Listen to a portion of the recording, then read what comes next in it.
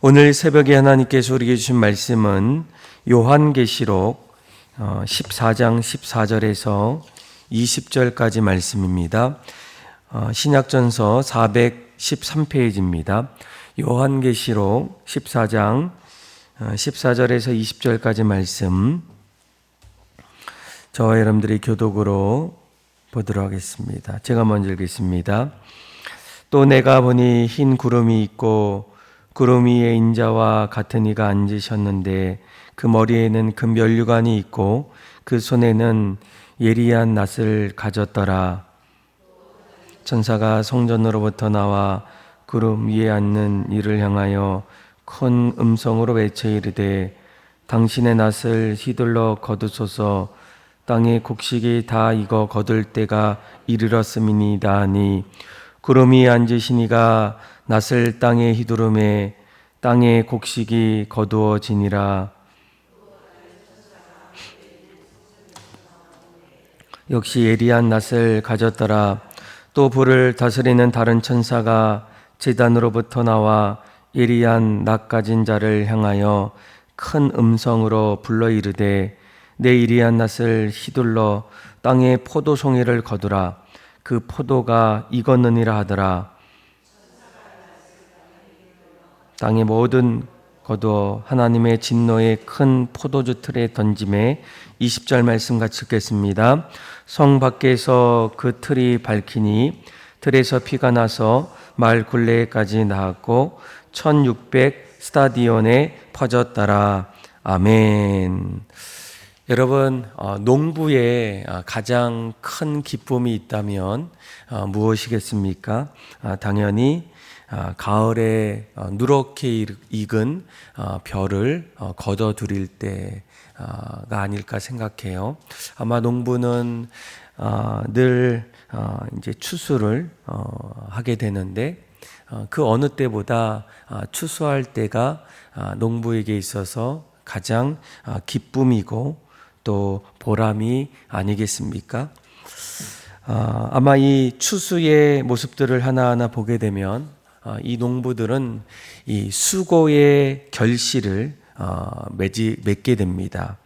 씨를 뿌릴 때에는 희망이었지만 또 열매를 맺을 때에는 또 많은 열매들 속에서 기쁨과 또 확신을 갖게 돼요. 그러니까 수개월 동안의 기다림과 또 노동, 또 날씨 속에서 드디어 손으로 그 결실들을 하나하나 거둬들일 때, 또 성경에서도 뭐라고 합니까? 눈물로 씨를 뿌리는 자는 이제 기쁨으로 거두리라라고 이렇게 말씀해 주고 있어요. 그러니까 농부는 무엇보다도 추수할 때에 결실을 바라보면서 그 누구보다도 기쁨을 얻게 됩니다. 또 농부는 이 추수할 때에 무엇보다도 하나님의 은혜를 확인하는 그런 시간들을 맞이하게 돼요. 자신의 노력도 있었지만 또 그 안에서 빛과 바람과 또 여러 공기들을 허락해 주신 그 하나님, 그 놀라우신 하나님 앞에 감사와 기쁨을 올려드립니다. 아마 우리가 오늘날 추수 감사주일 또 맥주 감사주일을 바라보면 어떻습니까?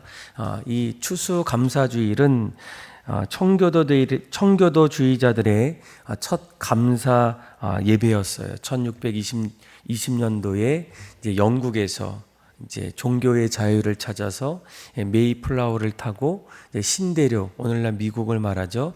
그러니까 미국에서 처음으로 이제 농사를 짓고 또 인디언들의 도움을 받아서 그 해에 첫 열매를 얻었을 때에 그들은 무엇보다도 하나님 앞에 이제 감사하는 그런 모습들이 이제 추수 감사절의 유래입니다. 또 맥주 감사절도 마찬가지죠. 이스라엘 백성들이 가나안 땅에 처음 들어갔을 때 그곳에서 그동안 그들은 유목 생활을 많이 했지만 이제 가나안 땅에 정착하고 또 첫 열매를 드리는, 그래서 보잘것 없었지만 하나님께서 이곳까지 인도하시고 또 우리에게 귀한 열매들을 주셨던 그 은혜들을 돌아보면서 감사하는 그런 이제 맥주 감사절을 이제 드리게 돼요. 아마 여기에는 무엇보다도 하나님께 감사의 마음이 담겨 있습니다. 그리고 추수할 때 또 한 가지는 나누고 풍성함을 경험하게 돼요. 개인의 만족을 넘어서 우리 이웃들 함께하는 그런 사람들과 또 열매들을 같이 나누고 또 기쁨의 시간들을 보내게 됩니다. 뭐 오늘날 여러분들도 뭐 밭이 있을 때, 뭐 텃밭이 있을 때 씨를 뿌리고 언젠가 열매를 맺어갈 때 이 추수의 그런 기쁨들을 또 은혜들을 맞이하게 됩니다.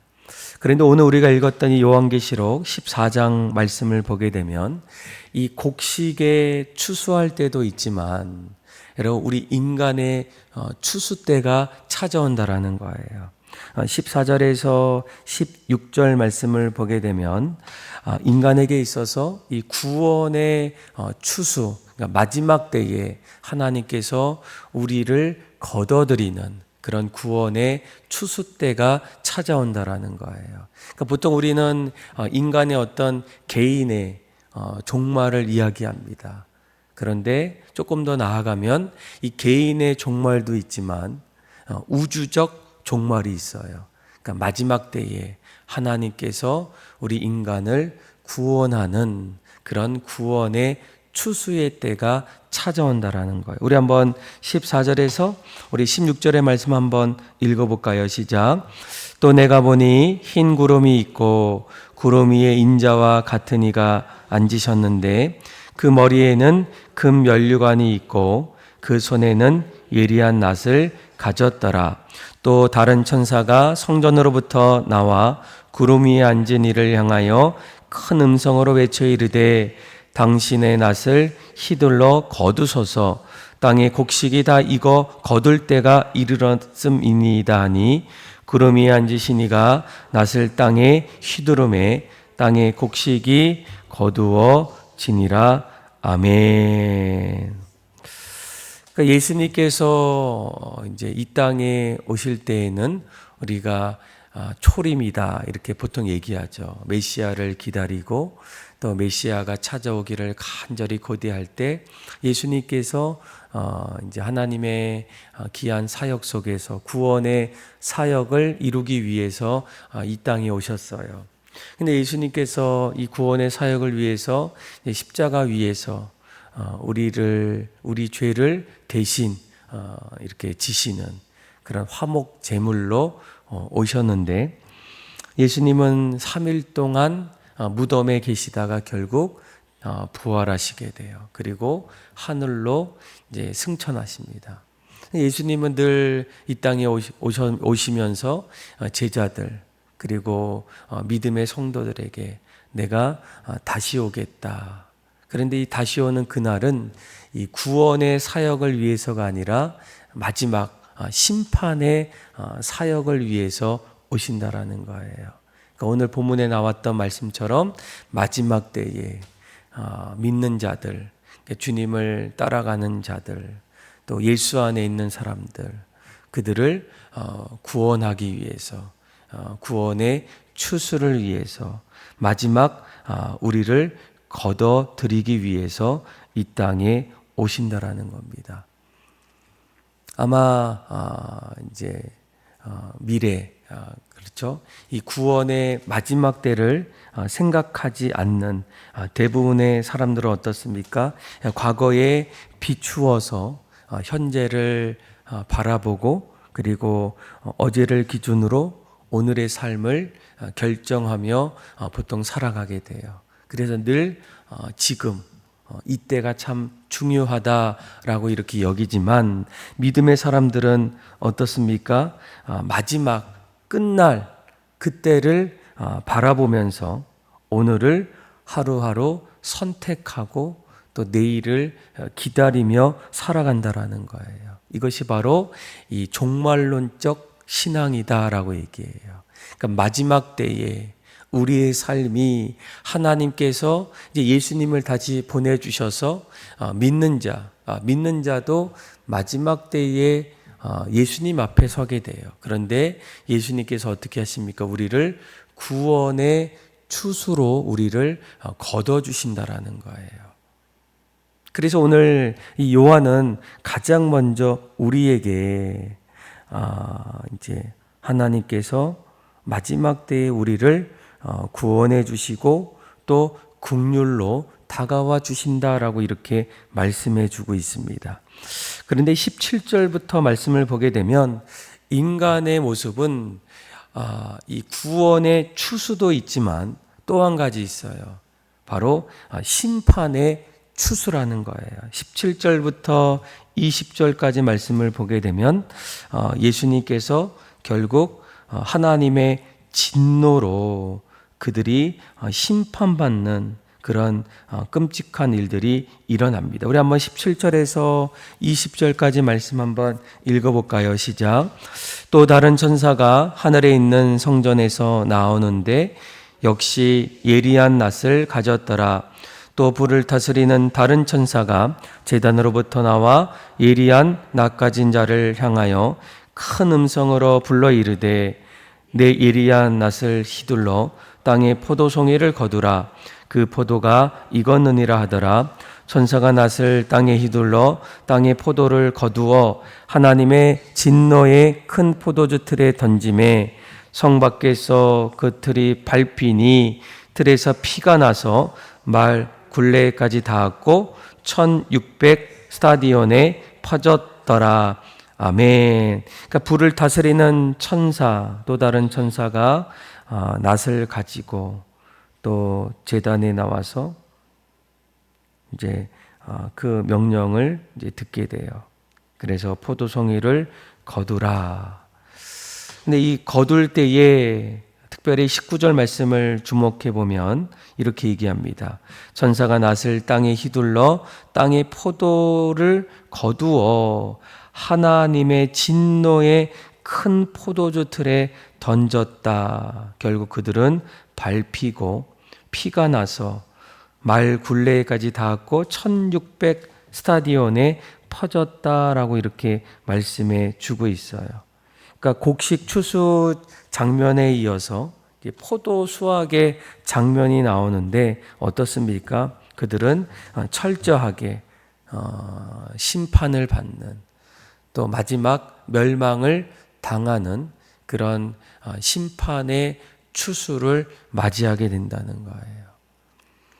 여러분, 우리가 신앙생활하면서 어떤 분들은 이 땅에서 내가 예수를 믿고 어떻게 좀 살아갈까, 또 이왕이면 또 이 세상에서 누구보다도 잘 살기를 간절히 바라는 분들이 있어요. 물론 인간의 본성이기 때문에 뭐 그런 마음들이 꼭 나쁘다라고 말할 수는 없어도 아마 성경에는 뭐 아브라함 또 뭐 여러 성경의 인물들도 세상에서 또 잘 살고 또 이런 모습들이 있지만 우리가 한 가지 잊지 말고 또 마음속에 중심을 가져야 될 것은 무엇이겠습니까? 이 땅에서 잘 살기 위해서 예수님을 믿는 것이 아니라는 거예요. 그러니까 하나님과의 관계가 죄로 인해서 끊어졌을 때, 또 우리는 영원한 생명을 얻지 못했을 때 하나님께서 어떻게 하십니까? 이 땅에 예수님을 보내주셨고 또 그분을 믿는 믿음 안에서 우리가 다시금 하나님과의 관계가 회복되고 또 하나님의 자녀가 되고 영원한 생명을 얻게 되는 은혜를 허락해 주셨다라는 거예요. 그래서 마지막 때가 되면 하나님께서 예수 그리스도를 통해서 심판하실 때 그 믿는 자들을 어떻게 하십니까? 구원의 추수로 우리를 초청해 주신다라는 거예요. 그래서 우리는 이 땅을 살아갈 때 이 세상만을 바라보는 것이 아니라 이 세상은 얼마 안 있으면 곧 사라집니다. 우리 인생은 점점 짧은 그런 삶의 자리에서 마지막을 보낼 때가 있다는 거예요. 그러나 그 마지막은 우리에게 끝이 아니라 우리 인생의 영원한 삶의 시작입니다. 하나님과 영원토록 함께할. 그래서 오늘 이 요한은 우리에게 마지막 때에 하나님께서 예수님을 통해서 우리를 구원의 추수로 우리를 이끌어 주실 때, 이 초대교회의 성도들이 날마다 살아가는 삶의 자리는 너무나도 치열한 그런 고통과 어려움들이 있을 때 그들은 이 말씀, 마지막 때의 종말론적 신앙을 늘 붙잡고 믿음 붙잡고 살아갈 수가 있었다라는 거예요. 여러분, 오늘날 우리가 회복하고 다시금 우리 마음속에 붙잡아야 될 것은 무엇입니까? 우리에게도 마지막 때가 있다는 거예요. 육신의 마지막도 있지만 하나님 앞에 또 예수 그리스도 앞에 심판받는 그런 마지막 때에 우리는 구원의 추수를 우리는 그 자리에 설 수 있을까? 아니면 심판의 추수 앞에 서게 될까라는 겁니다.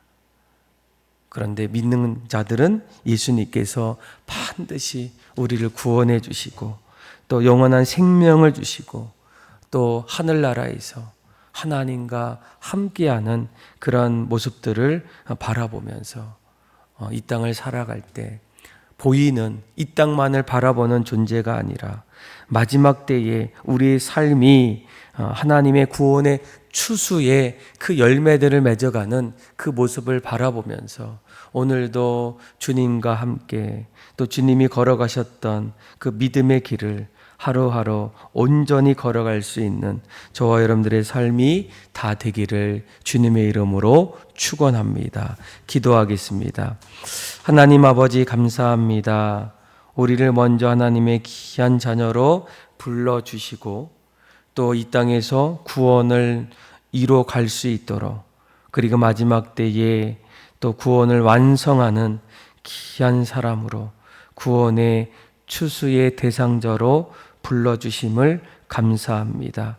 이 땅을 살아갈 때에 세상의 유혹과 육신의 안목과 이생의 자랑과 또 모든 것들을 우리가 바라보고 살아가지 않게 하여 주시고 그 너머에 있는 또 장차 우리에게 찾아오시고 또 영원히 구원해 주시는 그 하나님의 놀라운 은혜와 사랑을 바라보게 하여 주셔서 하나님 날마다 마지막 추수의 날에 우리에게 찾아올 그런 삶의 기쁨과 은혜들을 종말론적 신앙으로 보게 하여 주셔서 하나님 날마다 믿음 잃지 않고 말씀 붙잡고 믿음으로 살아갈 수 있도록 은혜를 베풀어 주옵소서.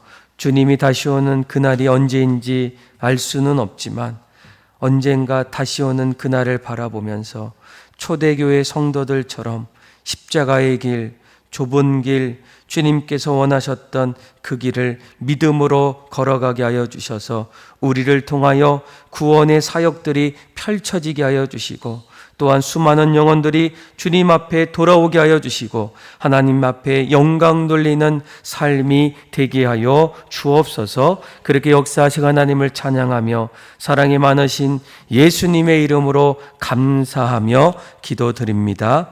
아멘.